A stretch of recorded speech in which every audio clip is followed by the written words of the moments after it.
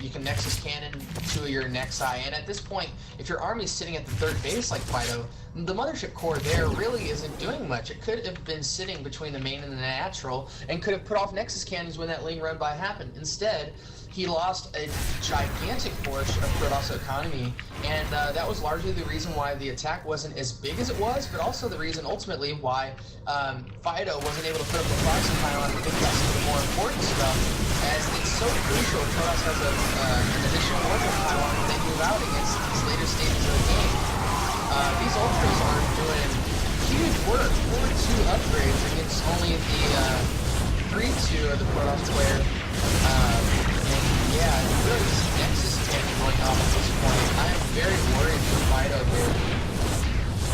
You know, as you were saying earlier, Protosses are definitely underusing things, and I think a lot of that comes from the fact that, you know, the Gateway Expand for so long was just able to pretty much outright kill Zergs, and not only that, but just the mind games behind it allowed Zergs to just get, Protosses to just get extremely ahead. Whereas in this situation, that's exactly what happened. Protoss was greatly ahead, but because that one Ling run by, Protoss ultimately made a decision to not have a proxy pylon within range. I don't know where that Warp Prism was from before, but it was not in play, and neither was a proxy pylon. And ultimately, I'm really surprised though that 10 Ultras were able to hold out that near max army from Protoss with no Lings. The Lings were not even in play there, so that just goes to show you the raw power of Ultralisk and ZVP. And now we got the typical Zerg straight up full tech switch to like 30 mutas. And this is just going to kill Fido. Fido has a very immobile force. Do we even have Blink research done? We do have Blink research done, but again, guys, I can't stress to you guys how important it is for Protoss to have economy. You know, Protoss does not accumulate tons of gas. We accumulate tons of minerals, and when you lose a giant battle, that accumulation just disintegrates in a breath of time. So being that he didn't macro behind that, I mean, that did a lot, meaning basically the Protoss player can't harass anywhere around the map because there's no stockpile of minerals. We haven't seen more gates go down, we haven't seen additional Nexi coming out, we haven't seen a lot of gas units, and these mutas are pretty much going to end the game. Jeez, GG. And wow, I gotta hand it to Asylum there for doing the reverse. I thought he was definitely mincemeat on that last game. What do you think? Yeah, just going back to those windows I was referring to, that Protoss had his chance, you know, he was in the game. You know, when I'm a Zerg player and there gets a point in the metagame PvP where you're just sending Lings trying to buy time for those Ultras, you know, and that's kind of what it looked like. I think Protosses need to realize that there are moments in ZVP where Zergs just don't have a goddamn thing, and you have the cushion of a Mothership Core to get you out of that battle, and I feel it's way underused. Yeah, there were a couple things in that game that were definitely lackluster. You know, it's really unfortunate to see, because a lot of the reason Protosses are so scared versus that heavy Ling play is because they know the tech switch is coming. But here in a situation, the Protoss player was able to get really quick 3 bases, confuse the hell out of Zerg player, and the tech was really delayed. That Ultralisk Cavern ultimately was super delayed, I think by about a minute or two, which in ZVP is huge considering the timing windows.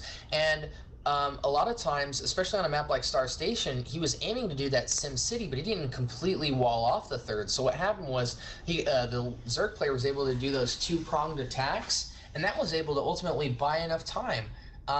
Gosh, I'm still kind of stunned that 10 Ultras took on that army. They weren't fully upgraded when it happened, but yeah, it just goes to show that both players, you know, Asylum kind of knew a little bit more of what he was trying to do. He was trying to stall out and get that Ultra composition and just win with quantity. And the Protoss player had a really solid idea of what to do on 3 bases, but the timing window was kind of... The Zerg player caught him with his pants down, essentially, and that made the move out smaller in number because there were less minerals. It was only really a 2 Nexus economy-filled attack, and there was no proxy pylon reinforcement. So on a map like Star Station, you know, pretty much the Protoss player got bopped by Asylum, and the joke of the matter was that the Lings weren't even involved in that attack. It pretty much fell down from there. One thing I'd like to point out, and I talked to Maros about, he loves to do the prism drop that you like, and I think his gateway production was very lackluster to do such a build. Like, he didn't do any damage because he didn't commit to it. Like, he had 3 gateways at the time of when he planned on going in. What is he going to do with 4 sentries and a couple warp-ins? He's not going to do the damage. I understand it was a distraction, but I think the build in itself can be played out much better than how he played it. Yeah, you know, I think ultimately in that stage of the game, the Warp Prism was really smart in a way that you wouldn't expect. Warp Prism harass in the late game and in the mid game is extremely helpful. In the early game, on a map like Star Station, it's really hard to secure that third base, so the Warp Prism out pretty much symbolizes a safely taken third from the Protoss. Anytime the Zerg moves out, the Protoss just, you know, dumps the sentries and starts trading with the Zerg. Notice the third base was completely uncontested. Yeah, it wasn't a very or I would say it wasn't a very entertaining build to see, but I do like the logic behind it. Like I said, I've never seen that build before, but I think for how he executed it, it definitely gave some implications that were very purposeful, just probably not executed as well as you would have thought. But we are going to move on to game 4, as it is a 3-0 victory with Team 2 Pro. Asylum working his way up. Not sure if he's going to do it, but his play is looking fairly solid, some good decision making, and ultimately is overcoming everybody who's played so far. Actually, it is going to be an all kill since their 4th player didn't show up. They can't play the next match, so it is 3-0 for the win. Gee. Okay, well, why don't we do this? We haven't done this before yet with Team 2 Pro, but I think we should introduce this today.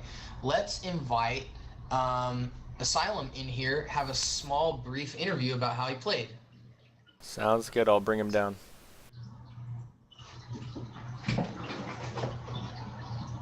How's it going, guys? Asylum? What's up? Hey, we have the time here, and we weren't sure what was going on for a second. We do realize that you did get your second successful all kill, so just to kind of entertain some time for a little bit before we close out, we want to have a short, brief interview with you about your 4 games. Kind of walk us through a brief summary of each game if you can. If not, I'll kind of do some thought-provoking questions. But what do you think? How do you think you played overall? Surprisingly good. I mean, all day today I've been laddering, so I've actually been warmed up all day. That's pretty much all I can say. I mean, I just did my best playing against Terran, Turk, and Protoss, and just pretty much did an all kill. I mean, I did different tactics, and just, I mean, that's pretty much all I can say. Now on that map, Atlas, for game 1, your opponent opened up with a really quick double factoried Hellion production into 3 factory, ultimately 6 factory, pumping out mass Hellions into Widowmine Thor, and that looked like a really close game because ultimately your third was delayed and your Spire, you had a clutch come out with those mutas. Were you at any point nervous in that game at all? Actually, I was nervous since with all those Hellions that came through, I was not expecting a 2-factory push like that. I've never dealt with anything like that before, so I actually thought I was done. But just countering it, yeah, I pulled through. Yeah, you had some really, you were basically able to pin the Widow Mines for the follow-up. The Hellions didn't really do much because you delayed your third, and ultimately when the Widow Mines came out, you were able to make them siege enough to be immobile to get onto that high ground where it would do that really critical damage, being that he didn't have any anti-air, so those mutas proved to be very successful for you, and ultimately that Ninja Fourth allowed you to have that great production of roaches. Moving along to game 2, which map was that? Somebody remind me. Was that the ZVZ? That was the ZVZ on Whirlwind LE. Very surprising. Not necessarily the openers, but ultimately your opponent, Caffeine, I believe his name was, he took his hatchery. He finally seemed to look like it was going to even out compared to your opener, but then he forgot to make defensive banelings, and you kind of squeezed in there that second time with the lings. What was ultimately your strategy after you had taken down the natural at first? It seemed like there was a couple of poor battles there, but it seemed like you had some pretty purposeful strategy in that game. What was it? Well, my main concern was actually just doing a 2-base roach all-in, but after I took out the natural, I was pretty much in the lead, and I was just kind of winging it from there. just trying to secure your lead by doing the proper Macroing. like doing a larger attack. I'm just curious. I have a question. Going in, doing the build you did in the ZVZ. Do you have intentions of killing him there, or you just trying to back her Oh, out you're of talking it? about when? Yeah, you did a one base opener versus his 15 pool, like 16 hatch. Yeah, you were asking me from the get-go, was I trying to do an all-in? Yeah, are you trying to kill him there, or are you just trying to deny the hatch like you did and get a hatch down? The plan was to do an all-kill, but as soon as I saw that I took down the natural, I knew immediately I was in the lead, so I just kind of played safe and then just went from there. Yeah, just watching one questionable decision is he reacted by going 2 spines, so he was definitely committing to defending it. He had I 3 would like- spines.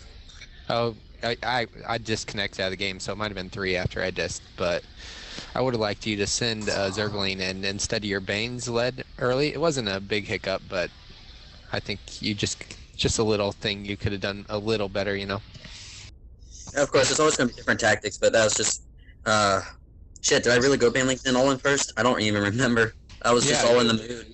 Yeah, you were one base, then you denied his hatch. I would have liked to see, once you scouted his spine production in his main, is just develop a little better of a macro lead, which you could have, but I understand how it went too. Well, the third map after that was the Star Station game, right? Yes, against Fido, the Protoss, yeah. Yeah, so ultimately, I have a few questions going into that. Your opponent opened up. He did not do the Zealot pressure off the gateway that like most Protosses do. Instead, kind of went into a Warp Prism, which ultimately led into a really early third Nexus. Have you ever seen that before? What were your thoughts about the Warp Prism? Tell us what was going on. Yeah, they like to... I actually thought it was a decoy for a second. I thought it was a hallucination, but some people like to fake that out and try and go for an expansion. And try to set me behind while I make units while they macro. I have seen that before, but I've taken advantage of it also. Okay, yeah, because while we were watching that game, I remember the timing window for the Ultralisk Cavern was a bit late, and it seemed like you were you were on Lings till about 14-15 minutes. What was going through your mind in terms of your composition? Were you wanting to go Ling Ultra the whole time, or...? No, I was not. The Lings, Ultras, well, starting out with the Lings, was just trying to keep them through 2-3 bases because I know I've played Fido before and he likes to macro a lot and go 4 bases, which I can't kill him if he does that. But pretty much the Lings was just to keep him in tight, harass a little bit, and then I was going to go straight Muta first, but I just went Ultra instead, and it worked to my advantage. Yeah, I have to say that was really crisp play by you, and ultimately I think one of the biggest decisive factors in that game was being that, first and foremost, your Ling harass killed almost all of the natural probes, so he was really only being able to reinforce off of 2 Nexi of production, but more importantly, your creep shred was so good that for the move out, he could really only put a proxy pylon down on his side of the map. He couldn't really put it aggressively and assertively forward as he did that attack. So being that he had no reinforcements in that attack, ultimately you're able to clean it up and wave through.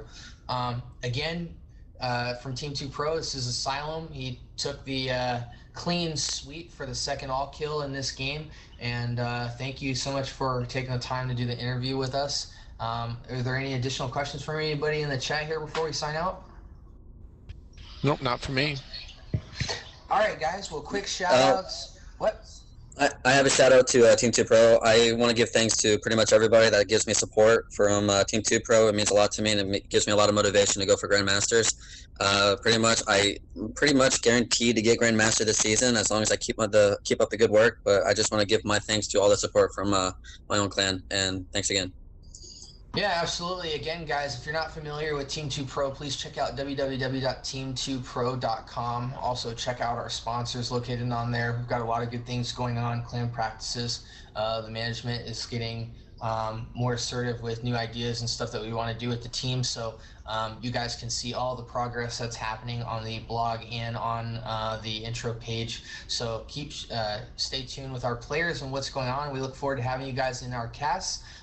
In a few weeks from now, we are going to be opening up the YouTube channel, which will have exclusive in-depth analysis of replays and playing strategies, and also various clan wars that people want to see.